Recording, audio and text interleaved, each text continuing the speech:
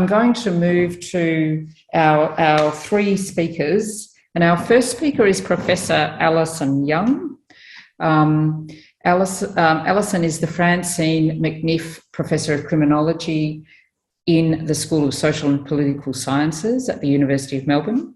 She's the Deputy Director of the recently established Melbourne Centre for Cities. And Alison is going to talk about spatial injustice in the pandemic city. So I'm really keen to hear that, and I'll hand over to you, Alison. Thank you so much, Rose, and Kyla and Claire for the welcomes, the introductions, and Claire for your wonderful talk. Thank you. I am thinking about something a little bit different from the kind of informed and voluntary consent that Claire has just been talking about. I'm looking at the suspension of obvious, explicit, or individual consent. The kind of assumptions that we have been taking for granted as a prior condition for action, for social change and so on. I'm looking at the situation where those don't apply. I'm considering questions of spatial justice in the pandemic city, the city that we've all been living in since March 2020, really. And I'm going to focus on the effects and the impact of public health orders under emergency powers. So we're pretty familiar with these, but let me just emphasize that these orders have been spatially focused, substantive, and temporally indeterminate. So I think we can all remember the idea of the 7-day lockdown in mid-July, which actually turned into 4 months. Emergency powers and the public health orders have had impacts also that we might even think of as tidal. There have been surges and withdrawals of intensity. And right now we're not in lockdown, but it would be wrong to say that we're living lives that are free of additional restrictions or regulations relating to the pandemic management response. So masks on public transport and so on. So even though there's no lockdown, there are still unusual or out of the ordinary controls.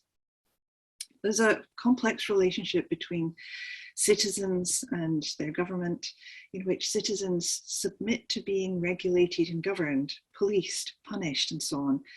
And in exchange for that, they feel a sense of autonomy in their everyday activities, business, and family lives, and so on. Kind of a paradox. The attractions of that sense of autonomy drive acceptance of really extensive regulatory controls over individuals' lives and helps us forget or be indifferent towards governmental control. For most of the time, governance is taken for granted. Paying taxes, parking in permitted spaces, noise limits, licensing laws, rules about who you can or can't marry, many things. And obviously some people breach these rules, but most follow them most of the time. We might be grumbling about them, but there's little wholesale rejection of them. And so through tacit or explicit accession, one or the other, therefore, governance is consented to. Now, the pandemic and its management has complicated that situation thanks to the invocation of emergency powers that have created public health orders with extensive effects on everyday lives. These effects, these rules, have demanded our attention. The orders have had to be followed consciously, regularly, and now for a long period of time, more than 18 months. Some have followed these orders with enthusiastic consent, seeing the restrictions as affirmative of community and of agency. We're all in this together. Others have found ways around the orders and the regulations. So I'm going to talk about a few aspects of the rules of the public health orders during Victoria's various periods of lockdown in 2020 and 2021. So these powers were invoked to generate specific behaviour in alignment with a parallel set of administrative offences that targeted the infringement of these behavioural rules. And a mobilised and expanded police force responded to those who didn't follow the rules. As well as prohibiting a multitude of activities, lockdown brought with it a series of substantive exhortations, many of which are locative. Stay home, work from home, homeschooling, travel restricted to a radius from the home 5 kilometres, 10, 15 and so on. In Victoria, the government strategy could really be condensed into a single, spatially specific slogan: stay safe, stay home. But the home has never been a space free of risk. Gilly Boyce Kay notes, what might it mean to understand and promote the private home as safe? For whom is it safe and for whom is it not? Dallas Rogers and Jane Power write, quarantining and self-isolating people in their homes change the habitational dynamics, rhythms, and the politics of the home. For those living in a domestic setting characterized by fear, by physical or emotional abuse, or by financial stress, being locked down at home puts lives in danger. For these citizens, the home is a space that may be more risky to their well-being than all the places shut down by the public health regime. The UN Office for Women calls violence against women and girls the shadow pandemic. For many women, lockdown was a setting for their first experience of physical or sexual violence or emotional control by their intimate partner. For others, violence or abuse increased in frequency or severity. The Australian Institute of Criminology did a study in the first part of the pandemic and discovered that 2/3 of women with prior experience of physical or sexual violence said that violence escalated or began during the time of the first lockdown. And for those who experienced physical violence, only 2 out of 5 reported the incident to the police during this time. And of those experiencing emotional abuse, only 1 in 7 reported it or sought help. Beyond police statistics, it's likely that much violence occurs undocumented within the home. There are myriad structural and affective or emotional factors that make it hard for women to report abuse within intimate relationships, and the pandemic has exacerbated those pre-existing conditions. Social distancing reduces contact with friends. The closure of schools mean that women don't have regular everyday contact with other parents at the school gate. There's lack of access to teachers as a source of advice. Homeschooling creates additional stress or a degree of chaos within the home. And lockdown makes it hard for women to seek guidance for specialist support services or to go to the police. And the E-Safety Commissioner, Julie Inman-Grant, said abusers may be limiting victims' access to their phones or computers during lockdown. And in the UK, studies around that very issue estimated an 83% increase in the use of spying apps and stalkerware during the first lockdown. This will have become worse as lockdowns lasted longer and more succeeded them. So in Victoria, we've had 6 lockdowns of varying durations, and it's fair to say that whatever stresses there were during the first lockdown, those will have increased. For some women, multiple levels of precariousness render their situation one of extreme risk. In Sydney, the international student Kamaljit Sidhu in Australia on a temporary visa was murdered during the pandemic by her husband. She had an apprehended violence order against him, but no exclusion order in it. A lack of funds and lockdown meant that they couldn't support 2 rents. So Sidhu had to live with her abuser during the lockdown and was living with him at the time of her death. Her situation was not unusual. Support organisation Domestic Violence New South Wales did a survey in May last year, which showed that 45% of its workers looking after women on temporary visas reported that their clients had been experiencing more violence during the pandemic. But if the home is not a straightforwardly safe place that we can stay, what about individuals without housing? In April 2020, the Victorian state government announced the creation of pop-up accommodation for those without housing, and then the use of empty motels and hotels. In July last year, this was extended, and that program has been extended throughout each lockdown and is coming to an end in February next year, unless there are subsequent lockdowns, of course. It initially seemed as though the pandemic, highlighting the extreme vulnerability of individuals without housing, might succeed in generating the political will and the funding to meet its citizens' needs for long-term stable housing. But this optimism was not well-founded. A study by Purcell et al. Showed that the housing opportunities that were generated on the spot in Melbourne and in cities in New Zealand, France, the UK and Canada seemed to have been animated less by a desire to house those who are vulnerable than to regulate their movements and to protect the general population. People without housing have often been thought to present various kinds of risk to the population who have homes, and this seems to have been another instance. Although there's been some building initiated by various governments as a result of their increased awareness of the jeopardy that the homeless are in, there's been no substantive, extensive program to expand affordable housing.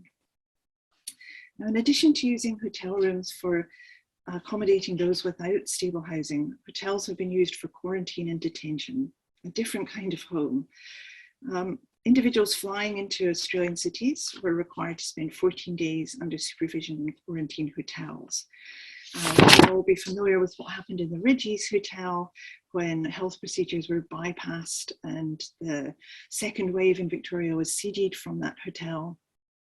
The public inquiry into quarantine hotels discovered that many sort of minimum standards of accommodation were bypassed within the hotel, as well as infection control. And commentators have called for hotel quarantine to be recognised as custodial, with a range of human rights protections put in place, such as access to fresh air and exercise, and also taking care in the language used to frame hotel quarantine inmates. The chair of the public inquiry said language such as resident rather than detainee should be used. Quarantine for returned travellers is mandatory, though it's not something that they sort of think up on the plane coming back. I think I'll stay in a hotel for 2 weeks to do the right thing. They're told that they must. There's no consent. So it is compulsory, whereas resident, on the other hand, might imply choice. But in hotels, at the moment, hotel accommodation having collapsed during the pandemic for tourist purposes, some of the residents of those otherwise empty hotels are exactly detainees. Dozens of evacuated refugees flown to Australia from detention camps as part of the now abandoned Medivac program have been housed in hotels for more than 18 months, unable to leave the buildings, often sharing rooms. Clare Delany comments that for these men, hotel detention has lasted vastly longer than the 14 days served by returning travellers. In Melbourne, the detainees are housed in the Ridges Hotel, now called the Park Hotel, scene of the seeding of the second wave of the pandemic.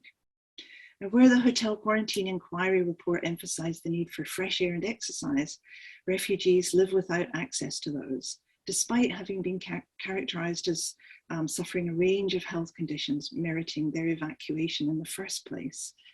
And in these intensified spaces of structural violence, neither linguistic acknowledgement or material amelioration of their conditions is forthcoming. The hotel is also now the scene of another outbreak. More than 20 of the 45 detainees there have COVID. All are in detention because they had medical conditions that rendered offshore detention a threat to their lives. But here in Melbourne, late last year, the hotel windows were nailed shut, preventing fresh air. And it's been documented that detainees have found it extremely hard to get even basic medical care, despite many of them contracting COVID. So for all our celebrations recently at the end of lockdown, we must ask, has lockdown really ended?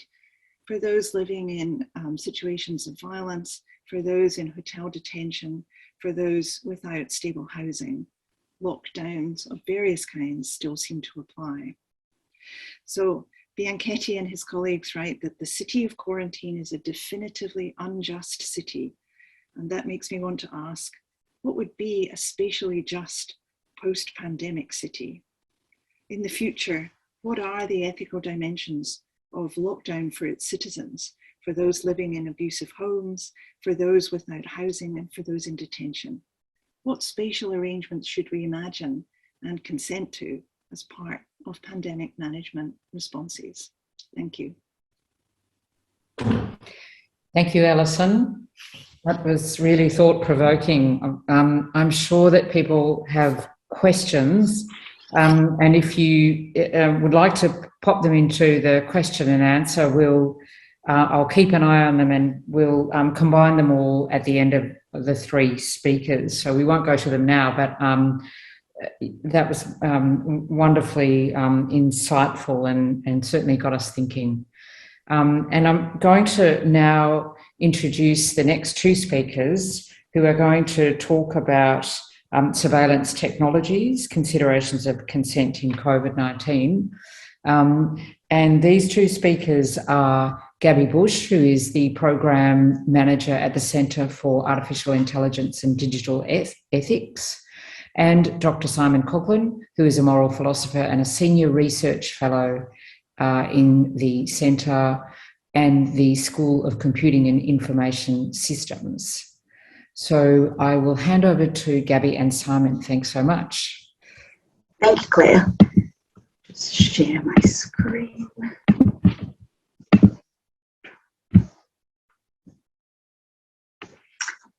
Hi, I'm Gabby and I'm Program Manager at the Centre for AI and Digital Ethics. And I'd like to start by acknowledging the Wurundjeri people of the Kulin Nation where I live and work, and acknowledge that I was born on the lands of the Ngāti Toa people in Te Whanganui Atara, Aotearoa, New Zealand, and acknowledge that the sovereignty of both peoples, like First Nations all around the world, was never ceded. I'd like to spend the next 5 minutes talking about consent and QR codes as the technology at the forefront of the COVID-19 response in Australia, before I hand over to my colleague, Dr. Simon Coughlin, who will speak about the COVD Safe app and the importance of informed consent. So, what is consent? GDPR, or the General Data Protection Regulation, is the European Union's framework for data protection and is generally regarded to provide the best regulation for commercial and civil use of data. Their definition is consent must be freely given, specific, informed, and unambiguous. In order to obtain freely given consent, it must be given on a voluntary basis. But I would like to offer a secondary definition of consent, one that I really like because I think it's a relational definition, and using it refers more broadly to our place in society than a framework dedicated for the commercial use of data. It also provides a helpful checklist when we think about consent, and it comes from Planned Parenthood. So, FRIES, freely given, reversible, informed, enthusiastic, and specific. And you'll see that these two definitions are quite similar in their wording. So, QR codes in the Australian COVID-19 response. In Victoria, we witnessed two types of QR codes, the first being a non-standardised one that was run through private companies, and later one that came through the Services Victoria app. The first QR codes for contact tracing allowed for venues to choose their own questions for contact tracing purposes and attach them to other services, such as menus and payment platforms. When using an app, you'll usually consent to the terms and conditions presented to you upon first open. Often with the contact tracing, these terms of service were agreed to when you submitted your information, which was required by public health and by the venue. When looking at the terms and conditions, you were agreeing to all kinds of things, like the storing of your credit card information, and the platform would probably give your information to a third party, and they'd have no control over what that third party would do with it. So we found ourselves in a situation where our consent had not been freely given, it was not informed, it was not specific, and it was most likely not reversible. But in a pandemic, I do not specifically consent to this particular platform, the QR code and the things that come with it, but I do consent to anything that might help keep myself and my community safe. This consent can be referred to as bundled consent. It's when you agree to a certain part but not all, and you end up making trade-offs. It highlights the importance of consent being specific. But when we compare these QR codes with the Services Victoria ones, we saw a vast improvement. Our data is going directly to the government for contact tracing. We don't offer it up to third parties or input our credit card information. What's more, the government is deleting the data after 28 days, making our consent specific and reversible and informed if you're reading the T's and C's.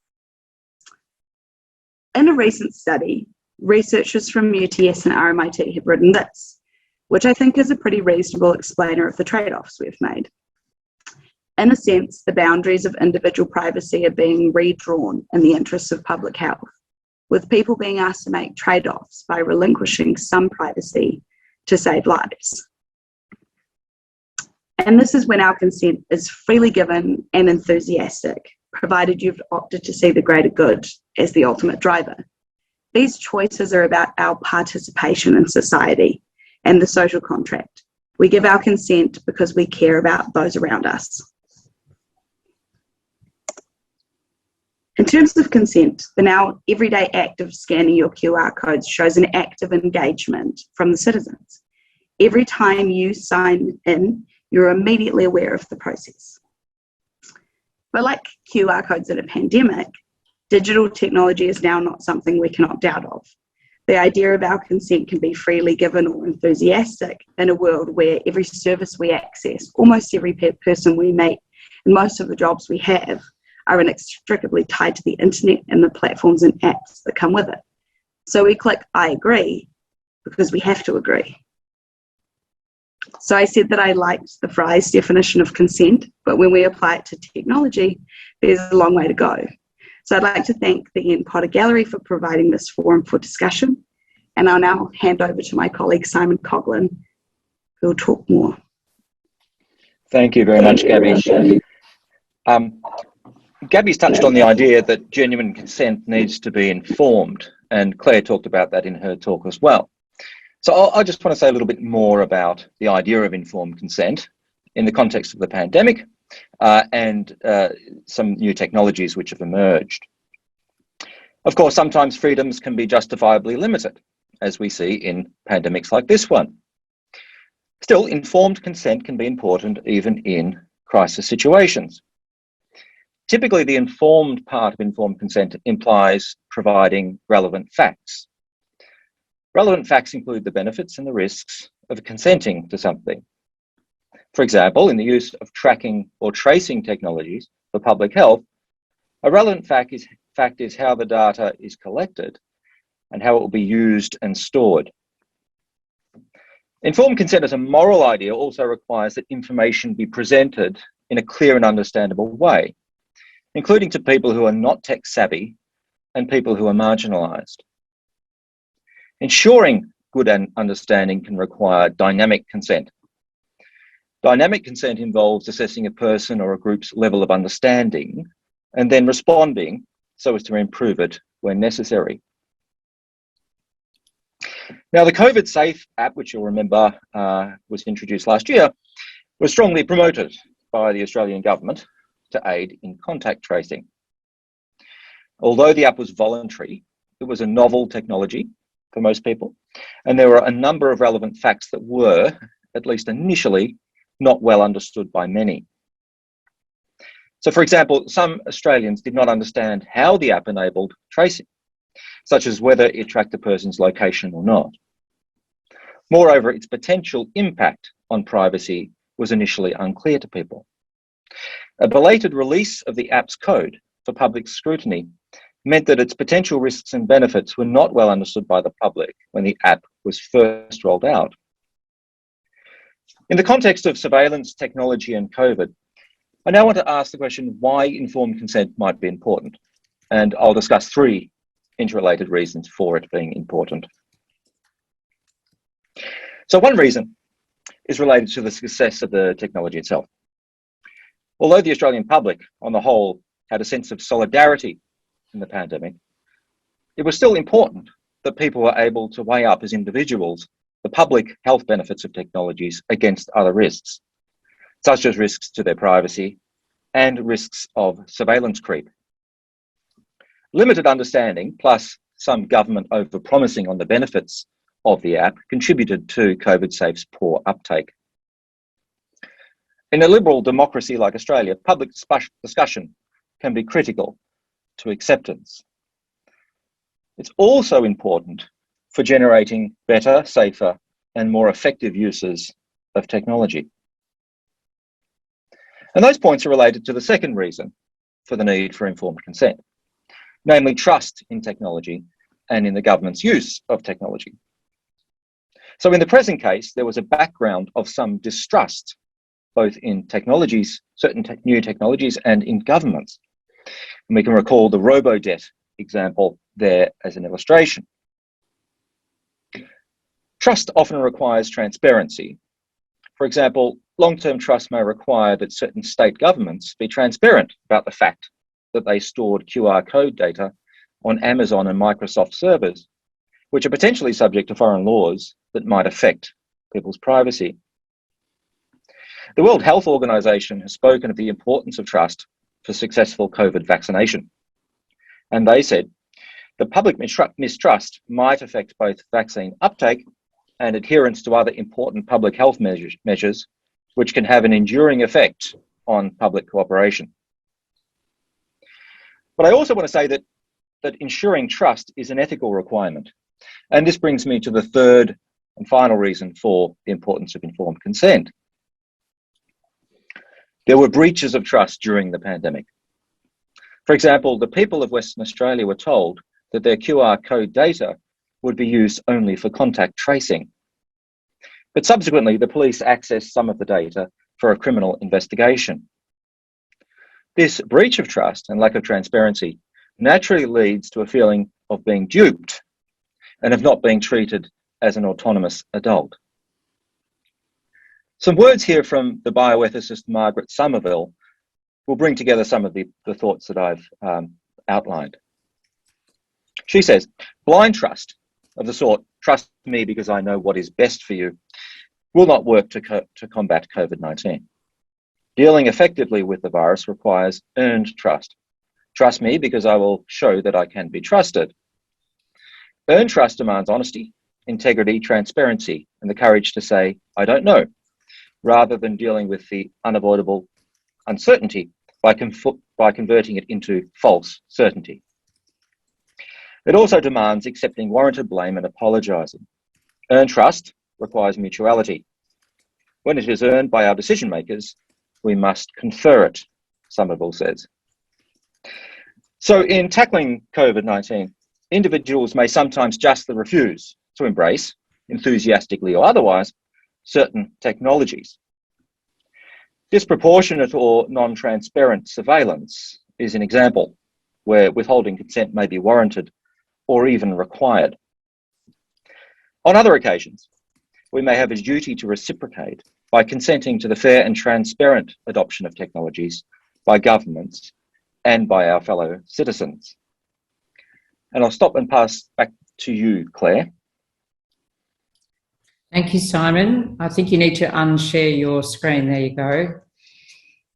Thank you. That was really interesting and sort of draws together some very important other principles about trust and proportionality, and so I really enjoyed listening to that conversation. I'm really looking forward to questions as they come up soon. So let's finish off though with our third speaker, and the third speaker is Dr. Darren Durant. He's a senior lecturer of Science and Technology Studies at the University of Melbourne. And Darren is going to talk about the willingly unvaccinated. What will democracy tolerate? Extremely hot topic. Thank you, Darren. Apparently my video is still stopped. Yes, we can't see you. Were you wanting to share some slides? At least share myself. Okay, there we go. That would be nice. There we go. There you are. Okay, it was disabled for me. Hi, thank you. Just acknowledge that I'm speaking to you from land of the Wurundjeri people of the Kulin Nation. And I do have some slides. I'll share those if this can work. Let's do this. Okay. All right, so I'm going to be talking about the willingly unvaccinated. And what I thought I'd do is run through a kind of thought experiment to think about this problem. So in a sense, if we think about consent, then we're talking about the degree. So we're talking about one group that is not consenting to vaccinations. And I want to ask about what the remainder, the larger group, what degree of toleration do we owe to that group that doesn't consent? So what's the limits of our consent to another group's lack of consent? And so that's the angle that I thought I might come at the question from. So this slide just taken from the vaccine tracker, and it shows us that the willingly unvaccinated are a very small minority. They're about 5% at current estimations in Victoria. I won't talk about other states at the moment. So we know that the willingly unvaccinated are a minority. So the question I ask is, what do we normally do with minorities? So rather than asking questions about whether we nudge them and even maybe, for instance, about consent questions, I wanted to take what I think to be the broadest question we could ask about this minority that is not giving their consent to vaccines by treating them as a minority. So within our discussions of liberal democracy, when we think about minorities, we think about minority rights. So when we think about our liberal democracies, the liberal part of our liberal democracies is the principles and the rights that guide the democratic part, which is all the procedures that we use around popular sovereignty and majority rule. So minorities fall into that liberal side of the things because we want to think about minorities and protecting minorities from the vagaries of the majorities. And we know that when we're thinking about the relationship between minorities and majorities, we ask about all these gaps that you see in the little circle diagram on the far right, gaps in empathy, equal treatment, gaps in mutual obligation. In other words, the relations between minorities and majorities can become very fractured to the extent that these gaps persist and they're not resolved, for instance. But we know as a first course of action that if we're thinking about the willingly unvaccinated as a minority, then we know that in a liberal democracy, we have a duty to protect minorities. And in a sense, in a broad sense, we have a duty to be tolerant towards minorities. This is our first port of call when we're thinking it through from liberal democracy. However, when we think about the tolerance that we extend to others, we do have to go through a number of conditions for it and then think about what that tolerance means. So in a lot of discussions by the willingly unvaccinated, we see lots of the phrases that you see here. It's my choice, I have rights, I'm not harming anyone, I'm being treated unequally, for instance. And if we take each of those particular statements at face value, so for instance, if we just use the idea of I have rights, well, the willingly unvaccinated have rights, but of course, those who are vaccinated also have rights. So we can't take the I have rights at face value itself because we know that rights exist across our democracies and we often have conflicts over rights and battles over whose right supersedes whose and so forth. All right, so what I want to say is that all of those kinds of statements can't do much work defending the willingly unvaccinated, nor defending the legitimate minority rights. They can't do that kind of work because most of those kinds of statements devolve down into either bland indifference or just to kind of what we call bystander pluralism. You have this value, I have that value. Okay, where do we go from there? We just say you have that value and I have that value. That's not going to get you anywhere. All right, so it's very difficult to get from bland indifference to bystander pluralism to actually tolerating someone. So the conditions we use for toleration are about toleration as a right, toleration as a pragmatic thing that we might do in diverse plural societies, and sometimes toleration as mercy, where some particular group, for instance, is facing a difficulty that many other groups are not facing, and their whole way of life may hinge upon that. This is how you get into the group rights discussion and so forth. So toleration means some of those things there. It can't just mean you have your view and I have mine. It has to mean something else. In other words, it has to be more substantive if we want to get past you do this and I do that, especially when we have conflicts over what we should be doing. All right, so tolerance has some kind of substantive notion to it. If we move from there, and this slide gets a little bit tricky, but I thought it would be interesting to cash it out. When we start talking about toleration of minorities, a good place that we could all go back to, I'm not saying you have to go back and read John Stuart Mill on liberty, but it's a real kind of touchstone point. Even if someone has never read John Stuart Mill on liberty, they've often got an idea which really ultimately derives from a place like John Stuart Mill on liberty. And here you get in Mill's discussion the freedom of association. Now you see, when Mill was talking about the freedom of association, individuals should be free to associate together in any way they like, so long as they do not, in doing so, break laws. I added regulations in there, designed to protect the rights and interests of those outside the group. So this is the freedom of association as one of the fundamental tenets of what we call autonomy in a liberal democracy. But now let's run through a thought experiment, because we want to ask, might there be any time when there should be limits to our tolerance? So Mill certainly talked about these kinds of things. Imagine an activity, for argument's sake, we'll call it being willingly unvaccinated. So you imagine an activity and you say, does that activity, and you should be substituting in being willingly unvaccinated, you imagine an activity and that activity does no harm to those participating in the activity and does no harm to others who choose not to participate in an activity. And yet there's disapproval or disagreement about that particular activity. Very much the situation that those who don't go down to Melbourne protests, for instance, feel when they watch the news and say, what are you doing? This kind of frustration comes out. Now, if that dislike alone leads to suppression, that would violate Mill's principle of the freedom of association. That would violate autonomy right there, if just disliking something was a lone grounds to suppress some activity. But of course, Mill then said, okay, well, how would you complain about an activity in a legitimate way? And in Mill's terms, he said, what's the tangible impact on the neighbours? And there's a discussion there in Mill about spillover effects. And notice the language that kind of gets used. The spillover effects are created due to the activity that could be objected to regardless of the nature of the activity giving rise to the spillover effects. In other words, your disapproval and disagreement remains, but you have legitimate grounds to disagree with the effects of the activity.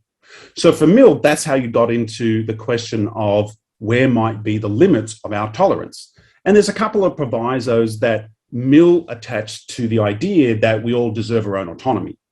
Those two provisos are all adults of sound mind. Do the members take part in the activity by voluntary decisions? Their exit costs are low. These provisos should be relevant for people because we know that, coupled with a lot of information about vaccine hesitancy and anti-vax, are disinformation practices. So we certainly at least should be asking the questions about the nature of the judgments. Now this becomes important because, go over to my second last slide. Again, a bit of detail here, but nevertheless, it's a thought experiment to run through.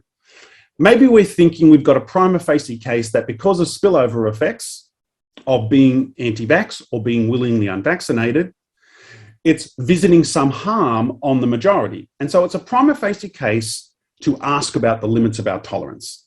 So if we ask about the limits of our tolerance, in liberal democratic theory, we really explore two conditions. The first condition is the reciprocity condition, and the second condition is proportionality. In the reciprocity condition, we tend to ask a number of types of questions.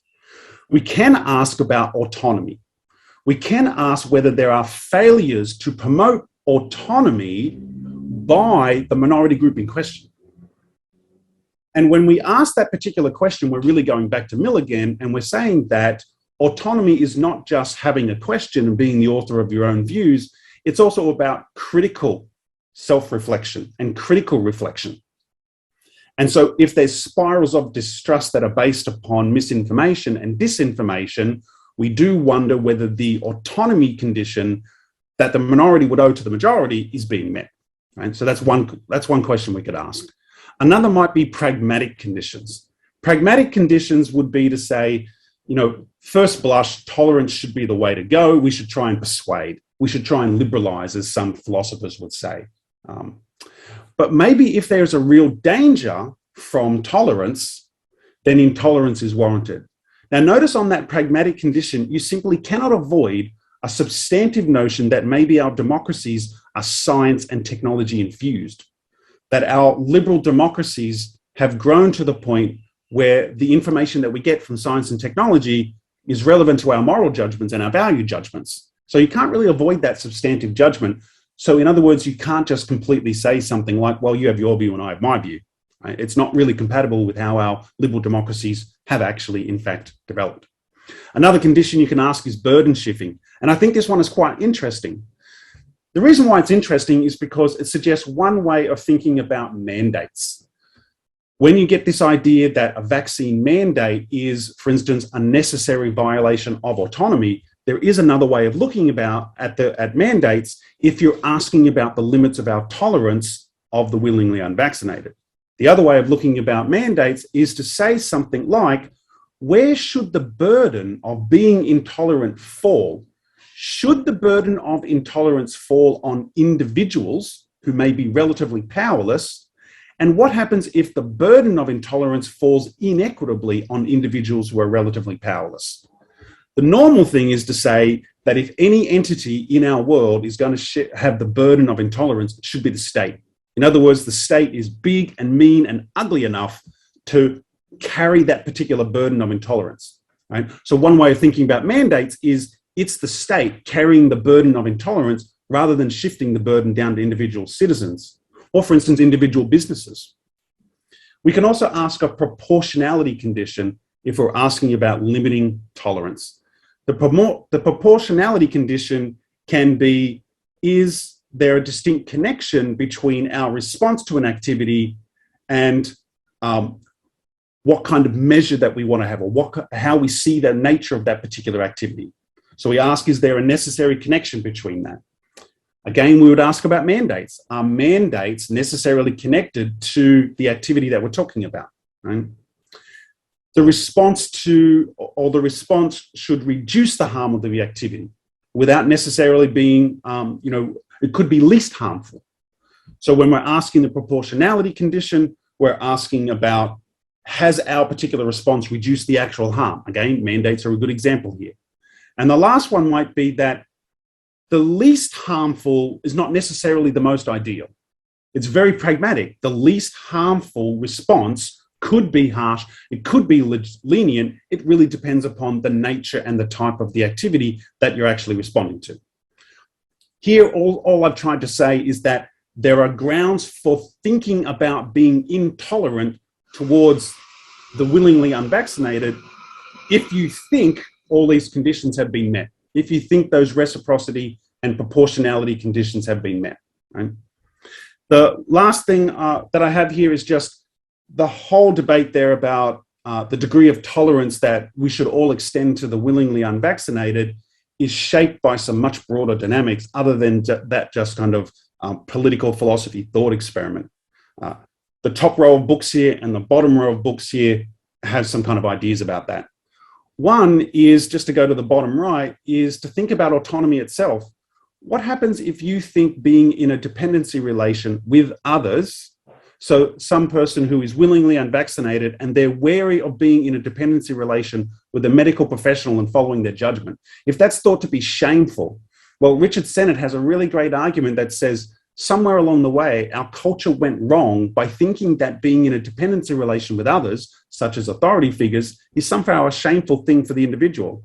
So I'm going to suggest if we're not addressing that idea that it's shameful to be in a dependency relation, we're not going to get very far in trying to listen to authoritative public health advice, for instance.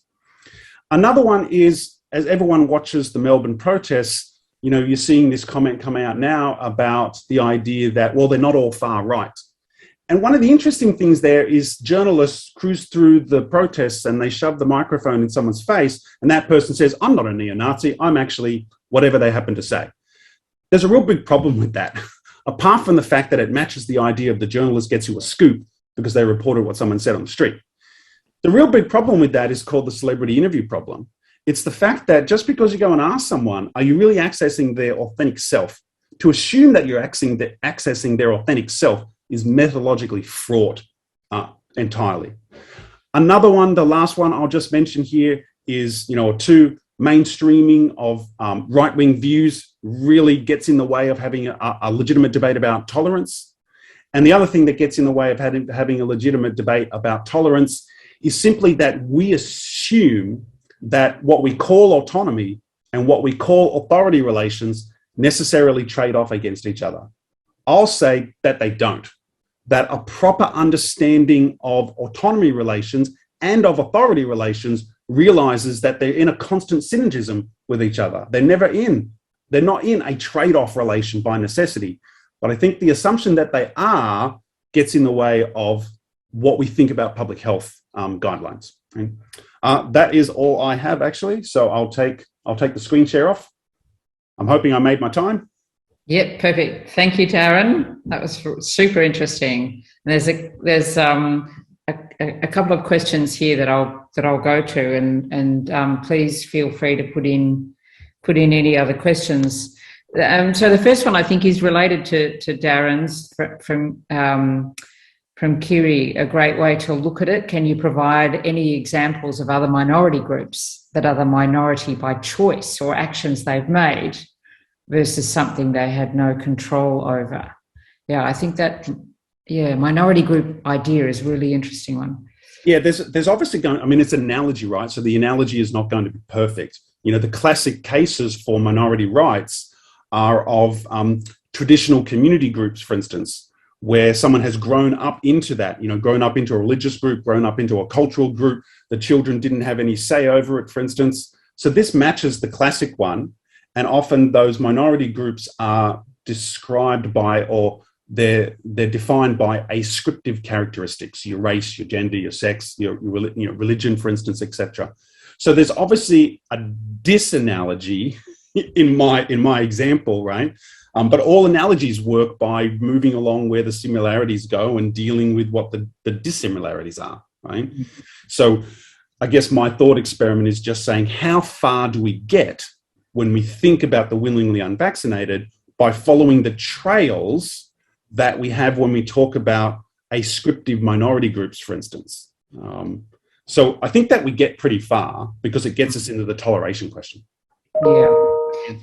So I'm going to follow with one more question for Darren, because the idea of a parallel between vaccination and car driver license, and Dale is suggesting that an individual might choose to have one or the other, but you bear the consequences of that decision. So, the public interest in requiring a driver's license is you're less likely to injure people or damage property. And similarly with vaccination, you're more likely to protect others. But, people without vaccination have less options. You can always catch public transport. So I'm not sure. I was sort of interested in that. I don't know whether this merges to your comments about the state being able to take the burden of intolerance. Could a state take the burden here? I think the question there moves between the reciprocity and proportionality conditions, because in the first case, we can ask the question, does the activity have negative or harmful consequences for the rest, right? Again, what I suggested is that one way of trying to address that question is to say, whatever you think is the case and whatever you think is the case. If you think it's harmful and if you think it's harmful, okay, that kind of scientific neutrality is not really going to work. Yeah. But the second part has to be the proportionality. So maybe the driver's license example is quite a good analogy there, because we would say, okay, well, you don't think that it's appropriate to get a driver's license. Okay, I don't think it's appropriate for you to drive a sports car downtown.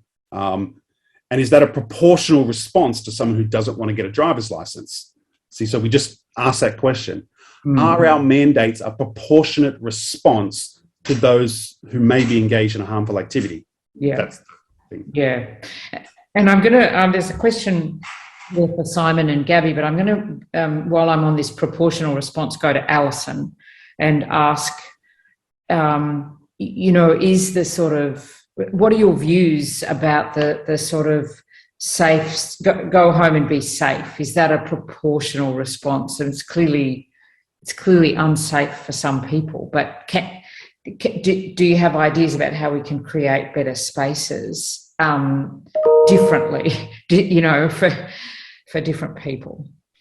I think that stay safe, stay home was an obvious initial response. The very idea of lockdown in many countries was about being at home. I guess what is harder for me to understand is that as time went on, the basic position of the policy didn't change from stay safe, stay home. There was still an assumption that the home is a safe place during the pandemic, whereas there's 30 to 40 years of research about family violence that tells us it's really not necessarily a safe place, and incredibly high rates of it mean that it's not safe for many people. So what surprised me was that there wasn't a thinking through of finding other places for people to go. So leaving home to escape violence was added to the initial reasons to leave home during the pandemic management strategy sort of responses. So there was an evolving recognition of family violence, home-based violence, but the question of where those people should go wasn't really added on to that. So if we were trying to imagine a city of the future, I would say that imagining a place where people can go when they have to get out of the home is crucial. Absolutely crucial. Otherwise, we end up with those who have fewer resources, whether it's because of their language abilities, or whether they have less money, or whether they don't have a car. All of those sorts of things are effectively compelled to stay in a situation that they would rather leave.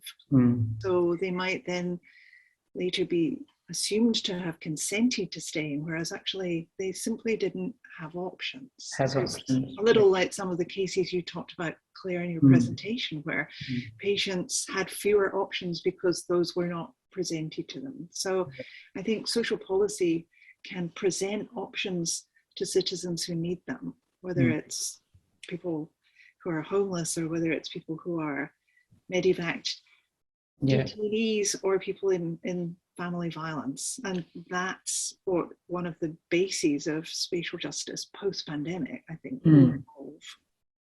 Yeah, I think it really raises the question of, to what extent should governments, rely on a blunt instrument approach, and do they have obligations to be more discriminatory when in their approaches? Now, I'm aware we're out of time, but I do want to ask the question that's here for Simon and Gabby about QR codes that are dispensed by the government, and should the data pools be seen as a public asset perhaps, and leveraged for gain, because they're often, it's an interesting question, slammed as something that could be exploited, but do you ever see it as a possibility for good? I want to start by saying that the leverage for gain, if it's a private company looking to gain from it, then absolutely not. I also think it would be an interesting discussion of consent in which were they to sell that data or make that data available retrospectively, it would be something we'd never consented to. Had they possibly said at the beginning they would make it publicly available, there might have been a different level of compliance, with people thinking more carefully about whether or not they would actually give their quite detailed location tracking information. Simon, did you want to say more about open public data? Well, I guess there's in the question, there's two possibilities there. One is that the data could be used in order to improve public health responses. And the other is that it could be used for other reasons entirely, such as we saw with the police accessing QR data for the investigation of a murder, which is quite unrelated to contact tracing. But I do know, last year there were some epidemiologists who were thinking about the COVID Safe app, as well as other forms of tracing, and suggesting that it might be very useful to do that, not only for tracing purposes, but to also aid in future public health crises, and and working out things like how quickly do things spread, might be useful for modelling. What sort of behaviours do people engage in? Either way, I think that if that data is used without the consent of the public, then that is problematic, and for a number of reasons. I think it's both would involve a breach of trust, and along with that, more pragmatically, I guess, could actually undermine public health efforts. And it's interesting that there's some research recently that came out that showed that the public was generally quite trusting of the government and were relatively trusting of the COVID Safe app, and so were willing to sort of take it up. They didn't always do what they said they were going to do, so there was a gap between their intention and their action. But that kind of trust was there, and in a sense, you could view it as a precious commodity, because if it's undermined by a government who releases this data without our consent, even for purposes which appear to be good, legitimate purposes of improving public health, then that kind of trust or loss of trust has implications for future uses of technologies in the context of a public health disaster like this one. Yes, I think what I was thinking about the threads that are common amongst in this past session, and I think each of the speakers, and also what I was talking about, was the importance of reasoning and being able to justify responses and actions and decisions, and having some basis. And that seems to be just so important these days, for you to be able to explain why, because so many unprecedented things are happening, and the need for explanations, justifications, and ethical reasoning seems super important. And I think we've had plenty of that today. So I think we're coming to the end of our session, and I'd like to thank our speakers, Gabby, Simon, Alison, and Darren. And thank you, Kyla.